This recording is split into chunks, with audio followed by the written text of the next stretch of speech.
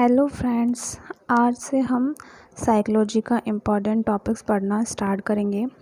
तो प्लीज़ मेरे चैनल को लाइक, शेयर एंड सब्सक्राइब करें ताकि आप सबको डेली अपडेट्स मिलते रहें। आज से मैं सारे अपने नोट्स शेयर करूंगी जो मैंने साइकोलॉजी के इम्पॉर्टेंट नोट्स बनाए हैं, जिनमें से क्वेश्चन आते ही आते हैं। और सारी डेफिनेशन हमको लर्न नहीं करनी, मैंने इम्पॉर्टेंट डेफिनेशन और इम्पॉर्टेंट मटेरियल सारा सेलेक्टेड लिखा है, फालतू का कुछ भी नहीं है। तो आप मेरे चैनल को सब्सक्राइब करें ताकि आपको डेली अपडेट मिलते रहें। ठीक है फ्रेंड्स, हम आज पढ़ेंगे अभिवृद्धि एवं विकास। अभिवृद्धि एक संकुचित शब्द है क्योंकि इसमें शारीरिक पक्ष शामिल होता है। शारीरिक पक्ष का मतलब होता है कि दो टाइप के पक्ष, बाहरी पक्ष, आंतरिक पक्ष। बाहरी पक्ष मतलब अपनी आँखों से देखी जा सके, नापा जा सके, उसको कहते हैं बाहरी पक्ष। अभिवृद्धि क्या है?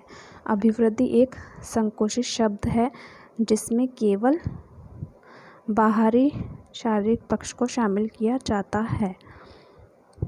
बाहरी पक्ष में होने वाले वे सभी सकारात्मक परिवर्तन जिन्हें स्वतंत्र आँखों से देखा जा सकता है, नापा जा सकता है और तोला जा सकता है, अभिवृद्धि के नाम से जाना जाता है। अर्थात बालक की लंबाई, चौड़ाई का बढ़ना और वज़न का बढ़ना ही अभिवृद्धि है। ठीक है, मतलब क्या कि अभिवृद्धि जो हम आँखों से देख सकते हैं, जैसे कोई बच्चा लंबा हो रहा है, उसका वजन बढ़ रहा है, वो सारा अभिवृद्धि में आता है। फ्रैंक ने कहा कि कोशिकाओं में होने वाला गुणात्मक परिवर्तन ही अभिवृद्धि के नाम से जाना जाता है। सोरेनसन ने कहा, सामान्यतः अभिवृद्धि शब्द का प्रयोग शरीर के आकार और भार में वृद्धि के लिए किया जाता है।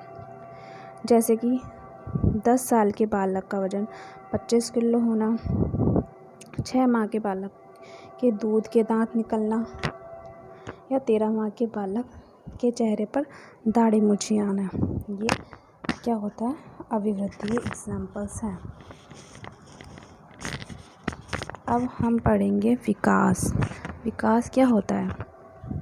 ये बहुत ही इम्पोर्टेंट क्वेश्चन है जो आया हुआ है कि विकास की प्रक्रिया में शामिल किया जाता है। तो इसका आंसर होगा गर्भ जीवन पर्यंत। मतलब जो विकास होता है वो तो गर्भ से लेके जीवन पर्यंत तक चलता है। जब तक हम मरते नहीं हैं तब तक हमारा विकास होता रहता है। जैसे कि एक अच्छा एग्जांपल कि हमारी एज बढ़ती रहती है ना, विकास होता रहता है। और एक होता है बाल विकास। बाल विकास केवल गर्भ से किशोरावस्था तक ही होता है। ये दोनों क्वेश्चन डिफरेंट है। बाल विकास तो गर्भ से किशोरावस्था तक होगा और विकास जीवन पर्यंत तक होता रहेगा। तो ये दोनों, बाल विकास और विकास, दोनों क्वेश्चन में डिफरेंस है। विकास क्या है? विकास एक व्यापक शब्द है जिसमें सभी पक्ष जैसे शारीरिक, मानसिक, बौद्धिक, संवेदनात्मक, सामाजिक, संज्ञानात्मक आदि को शामिल किया जा सकता है। ठीक है, विकास में ये सब पक्ष शामिल होते हैं। विकास की प्रक्रिया में सभी पक्ष एक दूसरे का सहयोग करते हैं। अर्थात परिवर्तन का सकारात्मक क्रम ही विकास के नाम से जाना जाता है। ठीक है, हर लोग ने कहा कि विकास केवल अभिवृद्धि तक सीमित नहीं है।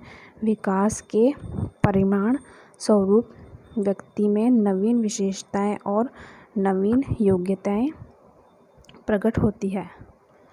ये बहुत सारे डेफिनेशन दिए सभी ने, लेकिन हमको वही लर्न करनी है जो इम्पोर्टेंट है। हम पढ़ेंगे सारी। जैसे कि जे.एस. ब्रोनर है, ये बहुत इम्पोर्टेंट है, ये पूछी जाती है। विकास की किसी भी अवस्था में बालक को कुछ भी सिखाया जा सकता है। ब्रोनर ने कहा कि विकास की कोई सी भी अवस्था हो, बालक को कुछ भी सिखा सकते हैं, चाहे वो 3 साल का हो, 5 साल का हो, कितना भी साल का हो, हम उसे कुछ भी सिखा सकते हैं जो हमें सिखाना हो। मोनरो ने कहा, विकास परिवर्तनों की वह श्रृंखला है जिसमें बालक भ्रूण अवस्था से प्रौढ़ तक गुजरता है। इन्होंने कहा कि बालक केवल भ्रूण से प्रौढ़ अवस्था तक गुजरता, उसे ही विकास कहते हैं।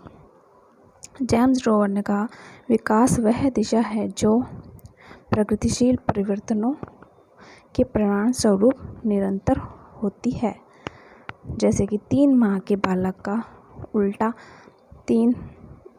उलट पुलट कर पेट के बल लेटना, 6 माह के बालक का किसी खिलौने पर या वस्तु पर ध्यान केंद्रित करना, 10वीं कक्षा के बालक का 95% आना। तो ये जो विकास में इम्पोर्टेंट था, विकास को एक हमने शॉर्ट में समझ लिया है।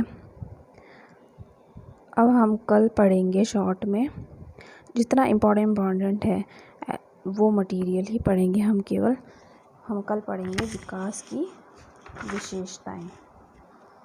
ओके फ्रेंड्स, मेरे अपडेट्स के लिए प्लीज़ मेरे चैनल को सब्सक्राइब कीजिए और शेयर कीजिए। बाय बाय, कल मिलते हैं।